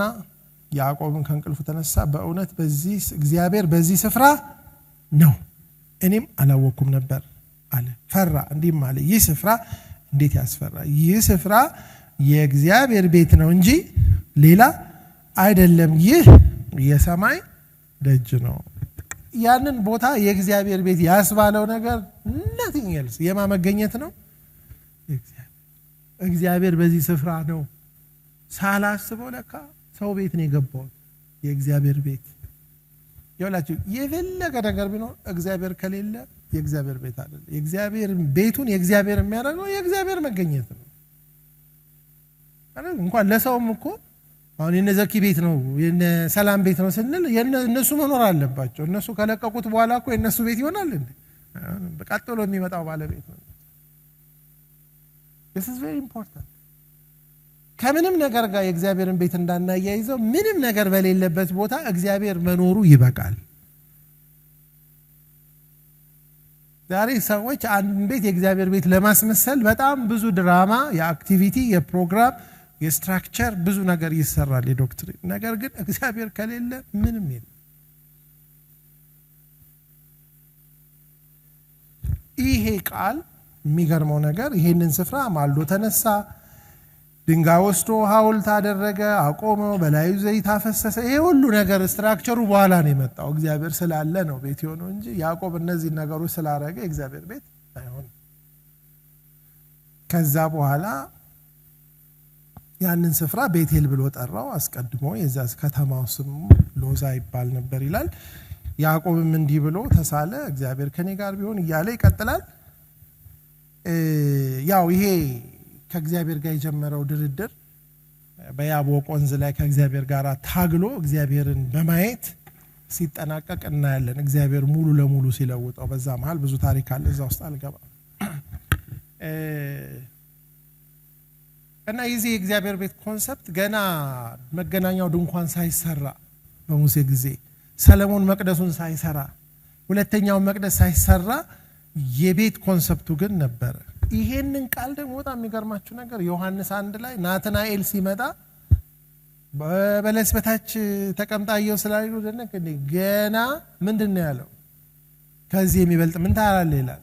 በምን ነው የሚለው ብናነበው ደስ ይለኛል። ምክንያቱም የእግዚአብሔርን ቤት ኢየሱስ ክርስቶስ ከራሱ ጋር እንዴት ሪሌት እንደሚያደርገው ስለሚያሳይ ማለት ነው። ምዕራፍ 1 ቁጥር 51 ላይ ከበለስ በታች አየው ስላልኩ አመንከኝ? ከዚህ የሚበልጥ ነገር ታያለህ። ከዚህ የሚበልጠው ነገር ምንድነው? እውነት እውነት እላችኋለሁ ሰማይ ሲከፈት የእግዚአብሔር መልአክ በሰው ልጅ ላይ ሲወጡና ሲወርዱ ታያላችሁ። ስለዚህ በሰማይና በምድር መካከል ያለውን ጋፕ ሞላ፣ በሰማይና በምድር መካከል ያለውን እርቅ ያመጣ፣ ሰማይ ከምድር ጋር እግዚአብሔር በሰዎች ጋር እንደገና ማደሪያው እንዲሆን። አማኑኤል ምን ማለት ነው በሏ? በቃ እግዚአብሔር የኛ ቤተሰብ ሆነ ማለት እኮ ነው። እሱን ያደረገው ኢየሱስ ነው። ይሄ ነው የሚበልጠው ከሁሉም የሚበልጠው ነገር እዛ ቦታ አየው እዚህ ቦታ ነበር የሚለው አይደለም። ትልቁ ነገር ሰማይና ምድር መካከል መሰላሉ መዘርጋቱ፣ በሰማይና በምድር መካከል የነበረው ገደል መሞላቱ አይደል? መላእክት ምን የሚያረጉበት የሚወጡበትና የሚወርዱበት ምን ማለት ነው? እሱ በሄቨን እና በእርዝ መካከል ምን አይነት ነገር አለ? ሪሌሽንሺፕ ተፈጥሯል። ቢዚ ነው። አይታችሁ ከሆነ መጽሐፍ ቅዱስ ላይ ኮንሲስተንትሊ የምታዩት እግዚአብሔር በሚገለጥባቸው ጉብኝት በሚያደርግበት ጊዜ ኤንጀልስ ቢዚ ይሆናል። ይመጣ የመላእክቱ ጉብኝት ይበዛል አይደል?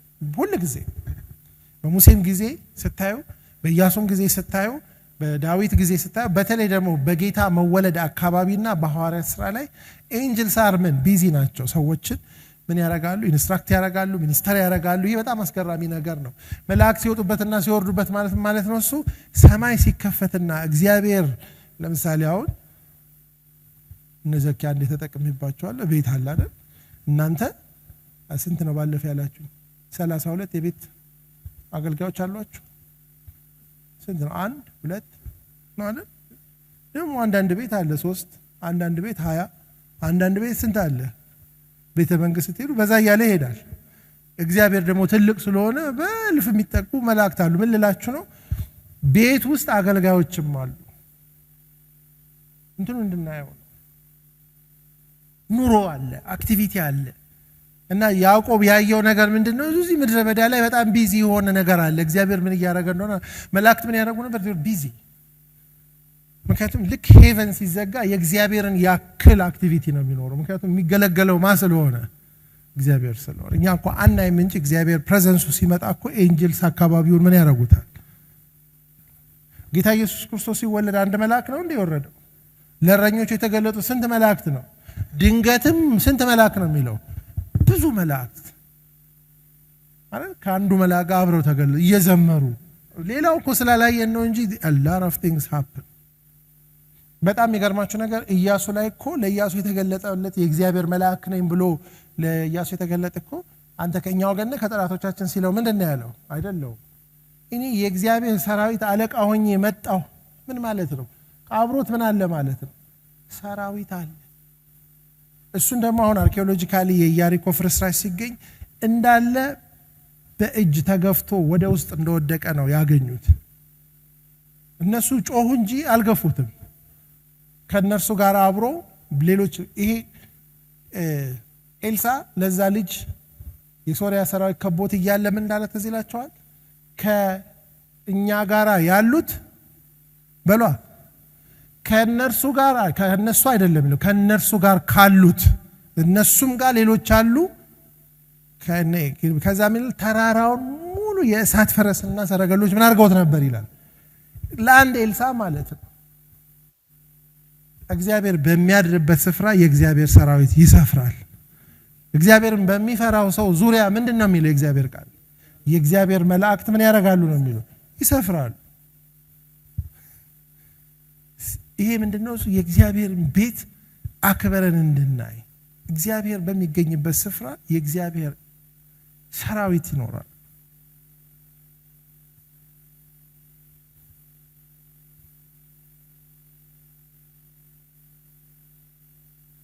ተኛም ስለታድሶ በመናወራበት ጊዜ this is a very exciting እንትን በቃ የእግዚአብሔርን ፕሬዘንስ ምን ለማመድበት የእግዚአብሔር ጉብኝት በተለኛ የአዲስ ኪዳን ሰዎች መንፈስ ቅዱስ ከኛ ጋር ነው ቃሉ ከኛ ጋር ነው እኛ አሁን እግዚአብሔር በሌለበት እግዚአብሔርን በሚያሳዝን በሃይማኖት በሚመስል ቀፎ ውስጥ ቤተክርስቲያን ስትኖር በጣም አሳፋሪ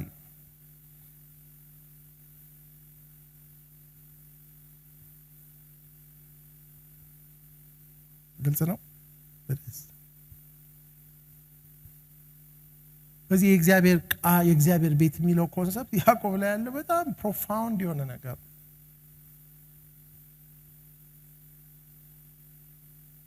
እና ያ ነገር ደግሞ ከኢየሱስ ጋር ሊንክድ ነው መቅደሱን ደግሞ ምን አለ ይሄንን መቅደስ አፍርሱት እኔ በ3 ቀን ሰራዋለሁ ሲል እግዚአብሔር ወደ ኦሪጂናል ኢንቴንሽኑ ነገሩን አምጥቶታል በጣም የሚገርማችሁ ነገር የእግዚአብሔር ቤት ነገር ሌላ በጣም የገባው ሰው ዳዊት ነው ዳዊት መዝሙር 23ን ስታነቡ እረኛው ነው ሲዘምር እግዚአብሔር እረኛዬ ነው አይደል የሚያሳጣኝ የለም በለመለመ መስክ ያሳድረኝ በረፍቱ ዘንድ ይመራኛል ነፍሴ መለሳት ስለስሙ በጽድቅ ይያለ መጨረሻ ላይ ምህረትና ቸርነቱ ምን ያደርጉኛል በሏ ይከተሉኛል ብሎ በመንደር ነው የሚጨርሰው መዝሙሩን በእግዚአብሔር እሱ እኮ ጫካውስ ነው በግዚ ተበቀ ቢሆን እኔ ምኖር በዘላለም በእግዚአብሔር ቤት እኖራለሁ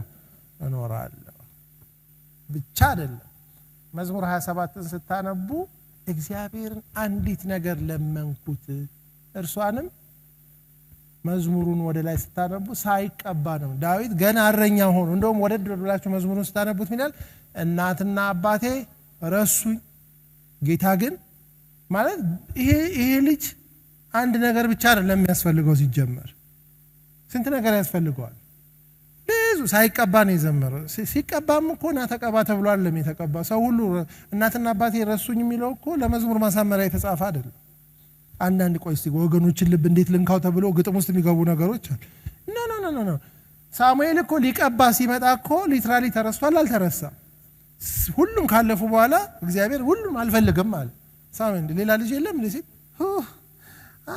ብለው የምር ረስተውት ነበር ለዛ ነገር አልተጠረ ጌታ ግን ምን አረጋኝ ይላል እና የዳዊት አንድ ልመናው ምንድን ነበረች በእግዚአብሔር ቤት እኖር ዘንድ ብቻ አይደለም ቤቱ ዝም ብዬ ለመኖር አይደለም እግዚአብሔርን ደስ የሚያሰኘውን አይ ዘንድ የ56 ትርጉም እግዚአብሔር ደስ የሚለውን ነገር ይመስላል መደበኛው ትርጉም ላይ ስታዩ ደስታ የሚሰጠውን ራሱን እግዚአብሔርን ያለ ብዙ ኢንተርፌረንስ ትኩር ብዬ ማየት እንድችል ማለት ቤት ውስጥ የሚፈልገው ሌላውን ኮተት አይደል ማን ነው የሚፈልገው ራሱን እግዚአብሔርን ቤት ውስጥ ሆኜ እንደው ይሄንን በጣም አስደማሚና አስገራሚ የሆነውን እግዚአብሔርን በደንብ ማየት እንድችል መደበኛ ትርጉም ነው አይደል ፓስተር መዝሙር 27 አለ እኔ ያልኩት እኔ ለማሳመር እንዳልሆነ በዛው ፓስተሩ ልክ ነው ብለዋል ግን ቃሉ ይቢነበብ ጥሩ ነው መሰል እየጨረስኩ ነው ረዝሞባቸዋል መሰል ለኛም አንበበለ እሺ መዝሙር 27 ከቁጥር 4 ጀምሮ እግዚአብሔርን አንዲት ነገር ለምነዋለሁ እርሷንም እሻለሁ ይሄውም በህይወቴ ዘመን ሁሉ በእግዚአብሔር ቤት እኖር ዘንድ የእግዚአብሔርን ክብር ውበት አይ ዘንድ በመቅደሱም ሆኜ አሰላስል ዘንድ ነው ምንድነው ማለት የሚፈልገው እግዚአብሔርን የሚያስደስተው ነገር አይደለ የእግዚአብሔርን ክብር ውበት ለዚህ ነው አማርኛው የድሮን ስታነቡ እግዚአብሔርን ብላችሁ ውሃ ጠጡ ወይ ተንፋሽ ያዛርጋ እግዚአብሔርን ምን አይነቱን እግዚአብሔርን ደስ የሚያሰኘውን አይዘን እንጂ እግዚአብሔርን ደስ የሚያሰኘውን አይዘንድ ብላችሁ ነገር እንዳታረጉት ማለት ለዚህ ነው የእግዚአብሔርን ክብርና ውበቱን አይዘንድ ማየት ብቻ ሳይሆን ያየሁትን ደግሞ በመቅደስ ውስጥ ሆኜ ምን አደርግ ዘንድ ነው የሚለው አሰላስል ዘንድ በቀይ ነው ፈልገዋል ግን ልጁ ብዙ ነገር ያስፈልገው ነበር በጣም የሚገርማቸው ነገር እግዚአብሔርን የሚፈልጉ ከመልካም ነገር ንጉስነቱም አልቀረበት ሁሉንም ነገር እግዚአብሔር ሰጠው ለምን የእግዚአብሔርን ሐሳብ ማገልገል የሚፈልግ ሰው ስለሆነ የነገስታት ሁሉ ስታንዳርድ ሆነ ለዚህ ነው ምን ይላል ወደ እግዚአብሔር ቤት እንሂድ ባሉኝ ጊዜ ምን ያለኝ ይላል ደስ አለኝ እና በኃጢያን ድንኳን ብዙ ጊዜ ከመቀመጥ በእግዚአብሔር ደጅ ምን አንዲት ቀን እንደውም ደጅ መጣል ይሻላል አለ አሁን ሰንሰው ነው እዚህ ቢጣል የሚሻለው አሁን ቤተ መንግስት ምን ይሻላል እዚህ ትጣል ቢባል ሰው እንዴ የት ሄድብኛል ነው እንለው ግን ያ የት ሄድብኛል ነበር መባል ያለበት ያው ታውቃላችሁ እና መዝሙር 22:1 ላይ ወደ እግዚአብሔር ቤት እንሂድ ባሉኝ ጊዜ ምን ይላል ደስ እንዛው ነው ደስ የሚለው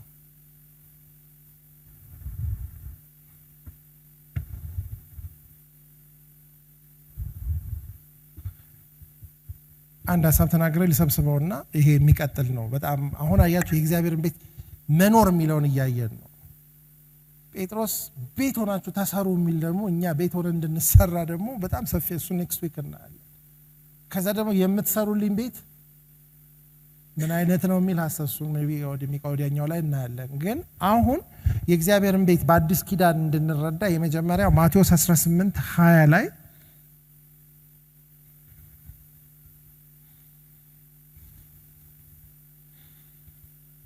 ያው በጣም የምናውቀው ምን ጠቅሰው ቃል ነው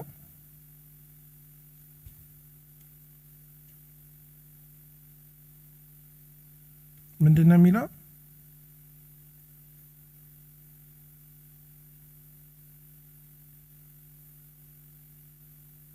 ሁለት ወይንም ሶስት በስሜ በሚሰበሰቡበት በዚያ በመካከላቸው እሆናለሁ ይሄ አንደኛው የእግዚአብሔር ቤት በመካከላችን ነው የቅዱሳን ህብረት ይባላል ቤተ ክርስቲያን የምንለው የህንጻ ስትራክቸር አይደለም የፕሮግራም ጋጋታ አይደለም አይደል ዶክትሪንም አይደለም የቅዱሳን አንድነት አይደል እንዴ ከመንፈስ ቅዱስ ጋራ ከአብ ከልጁ ከኢየሱስ ክርስቶስ ጋራ በመንፈስ በመናደርገው ህብረት ውስጥ በእኛ መያያዝ ውስጥ እግዚአብሔር ይኖራል ህብረታችን ሲበላሽ ሰይጣን በቀላሉ የሚያሸንፈን ለዚህ ነው ዩኒቲ አንድነታችን ቤት መሆኑን ማሰብ አለብን በመካከላቸው ምን ሆናል ይላል በስሜ በሚሰበሰቡበት ስፍራ ሁለት ይበቃል ይላል አንድ አይሆንም አንዳንድ ሰዎች ኦርጋናይዝድ በሆነ ሪሊጅን እኔ አላምንም ምናምን ብለው ይፈላሰፋሉ is nothing ለብቻ የሚባል ቤት የለም እግዚአብሔር ቤቱን የሚሰራው በሁላችንም ነው ከአንድ በላይ ሰው የግድ ያስፈልጋል ጌታ በመካከላችን እንዲሆን ታዲያ ዲስኦርጋናይዝድ በሆነ ሪሊጅን ልናመን አንችልም እቺ ኦርጋናይዝ ይገባኛል ነገሩ ሐሳቡ የሃይማኖት አልወድም ለማለት ነው ግን ሌላ መንገድ የለም እግዚአብሔር አብረን እንድንሆን አብረን እንድናመልከው አብረን እንድናገለግለው አይደል እንዴ ነው እኮ በዚህ ፎርማት ነው እግዚአብሔር አሁን በአዲስ ኪዳን ያለው በቅዱሳን ህብረት ውስጥ ነው በመካከላችን ነው ስለዚህ በቅዱሳን መካከል ጳውሎስ በቃ ህብረት አንድ መንፈስ አንድ ሐሳብ አንድ ልብ ይኖራችሁ በቃ የቅዱሳን አንድነት እግዚአብሔር በሚገርም ሁኔታ በመገኘቱ ይባርካል ቅዱሳን ብዙ ለዚህ ነው ይቅርታ የሚያስፈልገው ብዙ እንደዚህ የሚሉ ሰዎች የተጎዱ ሰዎች ናቸው መፍትሄው ሸሽቶ ለብቻ በቴሌቪዥን በማምለክ ሳይሆን ይቅርታ አድርጎና ይቅርታ ጠይቆት እንደገና ተቀላቅሎ መኖር ነው ሌላ ምንም መፍትሄ የለም የክርስትና ህይወትና የጃርቶች ህይወት አንድ አይነት ነው ጃርቶች በክረምት በተለይ ይቸገራሉ ምንድነው ችግሩ ለየብቻ ከሆኑ ብርዱ ይገላቸዋል አብረው ከሆነ ደግሞ ይሾኩ ያማቸዋል የትኛውን የሚመርጡ ይመስላችኋል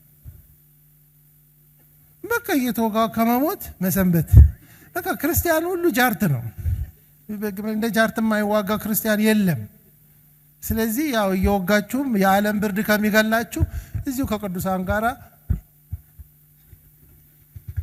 እግዚአብሔር ከረዳንና መቼም በጸጋው ደና ሰዎች ከሆነን አንዳንዴ ጥሩ ሲዝኖች አሉ ግን በአብዛኛው ቅዱሳን ንብረት ፐርፌክት አይደለም we have to live ይቅርታ እንዲኖር ይቅርታን አንኮንዲሽናሊ ይቅር ካላላችሁ አባታችሁ ይቅር አይላችሁ ያለበት ምክንያት እንደምናጠፋ እንደምንበዳደል እሱንም እንደምንበድለው እርስ በርሳችን በደል እንደሚኖር ስለሚያውቅ ስለዚህ የቅዱሳን ንብረት ማፍረስ ማለት ምን ማለት ነው የእግዚአብሔርን ቤት ማፍረስ ማለት በቂም ሆነን ያለንን ፌሎሺፕ ስናደፈርሰው መንፈስ ቅዱስ የሚያዝንበት የሚመረርበትና በመካከላችን ሊሰራ የጀመረውን ነገር እጁን የሚያሰበስበውን ነገር ስናረግ የእግዚአብሔርን ቤት ማንንም ቢያፈርስ እግዚአብሔር እርሱን ምን ያደርገዋል በጣም አስደንጋጭ ነገር ያፈርሰዋል ይላል እግዚአብሔር ለቤቱ ያን ያህል ሲሪየስ ነው ስለዚህ ለህብረታችን መጠንቀቅ አለብን ሁለተኛው ደግሞ ዮሐንስ 14:23 ላይ ነው ያለው ይሄኛው ከዛ ጋራ ሚዛን የሚፈልግ ማለት ነው ዮሐንስ 14:23 ላይ ምንድነው የሚለው ከ14:23 ማለት ነው 12 ላይ ያስቆሮቱ ያይደለው ይሁዳ ጌታ ሆይ ለዓለም ሳይሆን ራስህ ለኛ ልትገልጥ ያለህ እንዴት ነው አለው ኢየሱስም አለው የሚወደኝ ቢኖር ቃሌን በሏ ይጠብቃል አባቴም ይወደዋል ወደ እርሱም እንመጣለን በእርሱም ዘንድ መኖሪያ ምንድነው ቤት እኮ ነው ይሄኛው ደግሞ እኛ ውስጥ እያንዳንዱ ሰው ጳውሎስ ደጋግሞ ይናገራል ሰውነታችሁ የመንፈስ ቅዱስ ምንድነው ይላል ማደሪያ የመንፈስ ቅዱስ መቅደስ የእግዚአብሔር ቤተ መቅደስ እንደሆናችሁ አታውቁም ምን ይላል የእግዚአብሔር ቤተ መቅደስ ወስጄ የጋለሞታ አካል ላርገው ይላል አይልም እንዴ ስለዚህ ሁለተኛው የእግዚአብሔር ቤት የአዲስ ኪዳን ኮንሰፕት ምንድነው በእኛ ውስጥ ስለዚህ የአዲስ ኪዳን መቅደስ ማለት በእኛ መካከል በመካከላቸው ምን አደርጋለሁ ይላል አድራለሁ ስለዚህ ተለዩና ውጡ ዝም ብላችሁ ማንንም ልታስገቡ አትችሉም እዚህ የተቀደሰ ህብረት ነው እግዚአብሔር የሚኖር የዳኑ ሰዎች ህብረት ሰዎች እዚህ ውስጥ መግባት ከፈለጉ ምን ማድረግ አለባቸው አምነው ተቀድሰው ነጽተው መዳን አለባቸው ስለዚህ የእግዚአብሔር ቤት በአዲስ ኪዳን በእኛ መካከልና በእያንዳንዳችን ውስጥ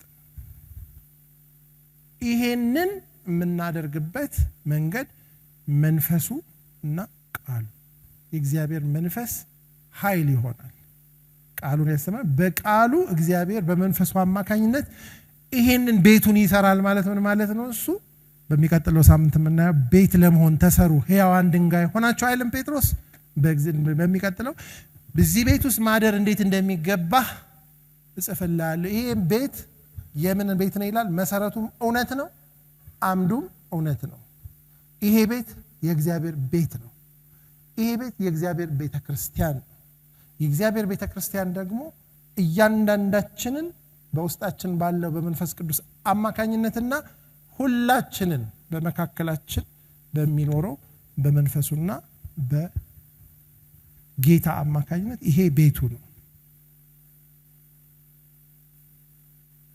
ይሄንን ቤት የምንሰራበትን መንገድ ቃሉ በተለያየ መንገድ ያስተምረናል በጣም የሚገርማችሁ ነገር በዚህ በመናነበው ከሰለሞን መቅደስ በኋላ እነዚህ ሰዎች እንዴት ፈረሱ ከዛ ደግሞ እግዚአብሔር እንዴት ሰራቸው ይሄ በእነኛ 17 18 መጽሐፍቶች ውስጥ አንድ ላይ ስናነበው የእግዚአብሔርን አሰራር እንማራለን ይሄ የሚነግረን ምንድን የሚያስተምረን አንደኛ በእግዚአብሔር ቤት እንዴት መኖር እንዳለብን ያስተምረናል ሁለተኛ የእግዚአብሔርን ቤት እንዴት መስራት እንዳለብን ያስተምረናል ሶስተኛስ የእግዚአብሔር ቤቶች ሆነን እንዴት መሰራት እንዳለብንም ያስተምረናል ስለዚህ ይሄንን የምናነበውን ቃል ሲሪየስሊ ውሰዱት ለመሰራትና ለመስራት የሚፈልግ ሰው ብቻ ሳይሆን ለመኖር በእግዚአብሔር ቤት ከእግዚአብሔር ጋር መኖር የሚፈልግ ሰው ከቃሉ ጋራ መጣጣም አለበት ለምን ቤቱ መሰረቱም አምዱም ምን ስለሆነ እውነት ስለሆነ እግዚአብሔር አምላክ የተመሰገነ ይሁን ስለዚህ ንባባችንን እየቀጠልን ኔክስት ዊክ መንፈሳዊ ቤት ለመሆን ተሰሩ አሁን እግዚአብሔር የድንጋይ ቤት አይፈልግም አይደል የድንኳን ቤትም አይፈልግም ቤቱ ማን ነው እኛ ነን ቤቱ ነን አይልም እንደ መጽሐፍ ቅዱስ ቤቱ ምንድነን ነን እኛ የእግዚአብሔር ቤቶች ነን በጋራ